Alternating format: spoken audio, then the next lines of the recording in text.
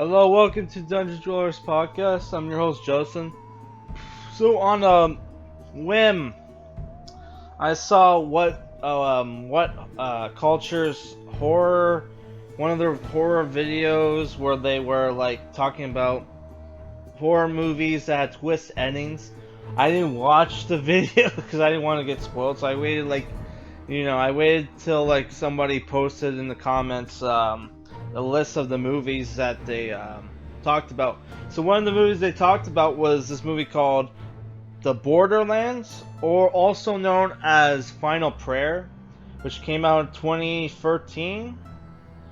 And I checked out Mark Kermon's review of it, and it sounded cool. It's I'll get into who starred and directed it. You have it's directed and written by Elliot Goldner. Stars Gordon Kennedy as Deacon, Aidan McArdle as Mark. Where's who played the one guy? Jim Johnson as Jim. No, Kevin Johnson as Jim. Factor Godfrey. Oh, that's okay. Who's that? Oh, that's the guy who played the Father Cavino. It's not showing me who played what's his name? Parker? Yeah, fucking IMDb sucks. Let me see. Is it Luke? There's like a Robert Hill and a Luke Neal. Maybe the guy who played the cameraman isn't a real actor. So the story for this movie is basically it's about this group of investigators from the Vatican that research miracles claims and like record them. So like yeah, the Vatican Church has been doing this for like a long time, where they'll investigate miracles and will like determine if they're real or not. Which there's even like an anime about this. So like you have these guys, these three characters. Oh, Robert Hill played Gray Parker. Okay, that's the technician dude. You have Brother Deacon, Gray Parker, and Father Mark Amadon. Gray Parker is the new guy in the group who is in charge of the technical stuff, like cameras, mics, stuff like that.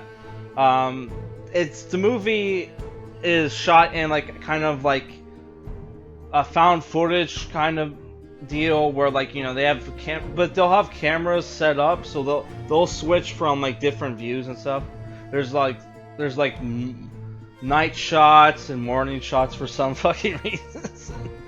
Yeah, so like yeah, what's going on is there's this town where there's a small town church where there's this guy who's a young priest, Father McCrellick, who's been giving baptisms, and weird stuff is going on. People can hear voices, there's stuff moving, right? So they investigate, and the two priests in charge in the investigation don't think that anything is going on. They think it's fake, right? And as the movie gets going, weirder shit happens. There's a frightening scene. Well, this isn't this scene's not supernatural, where they're just hanging out having fish and chips, where they hear screaming, and there's a sheep that's on fucking fire, and there's which it turns out it was a bunch of teenagers that did that, which the Scottish priest, Father Deacon, who's like the hero of the movie, they get taunted by the kids, like bah bah, and like, he just goes up to one of them and punches the little fucking bastard out, which was an awesome scene, because yeah, and like yeah, eventually, as the case progresses, they ask for assistance by this old old-timer priest who is the mentor of Father Deacon, who he's like an Italian priest called Father Cavino, played by Patrick Godfrey. I knew just by looking at him that they didn't get an actual Italian actor. They just got some English actor doing a fucking like Italian accent, which is like a shame. Could they not have gone the extra mile? Like, how hard would it be? Like, how much more money would have cost them to get an actual Italian actor? Yeah, so they investigate the church, and weird shit happens. I don't want to spoil the twist, but it's the thing where, like, I remembered watching like a movie, lists of Cthulhu-esque movies, and I'm starting to think that I think this was on one of those on that list. Yeah, the movie is very, if you're a religious person, it goes into, like, you know, the whole, like, supernatural versus superstition, like, debate, like, which is, personally, I think it's stupid. If you believe in God, you have to believe in the supernatural, but some of the characters, don't agree with that, which I thought was dumb. No, I guess, you know, it was okay. Yeah, so the movie, I would say you have likable characters. There's a lot of tension in the movie. It's the thing where if you don't believe in ghosts and shit, you'll probably not find this movie scary. I thought the twist was like, oh, it wasn't going to be a miracle. It's actually haunted, right? But then you get like all this Cthulhu shit.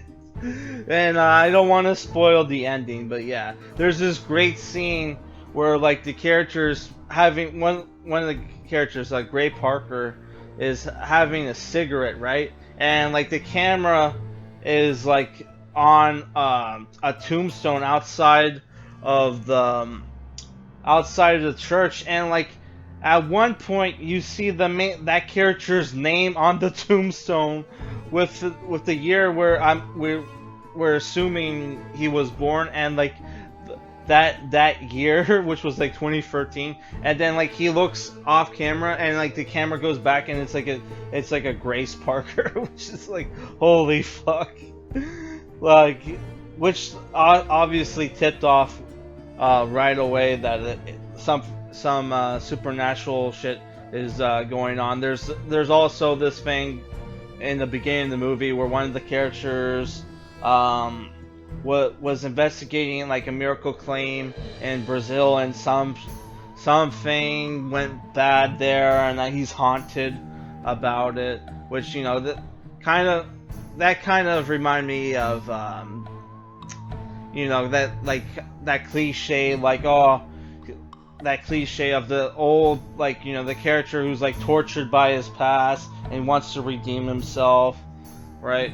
And the movie has a lot of like like the Exorcist vibes, where you have like priests who are supposed to be like, you know, like I mentioned earlier, that they're supposed to be like believe in this stuff, but like, or like treat it like superstition, and like, you know, like this is like rituals and stuff belong in the Dark Ages. I don't know, I really enjoy that stuff. Again, like, this movie's selling point is the twist, and I think it's kind of bullshit that this movie only has like a 5 and a 6 online. This movie is a 7 for me, and it really like sucks you in. Like, I'm probably going to have like nightmares and shit tonight.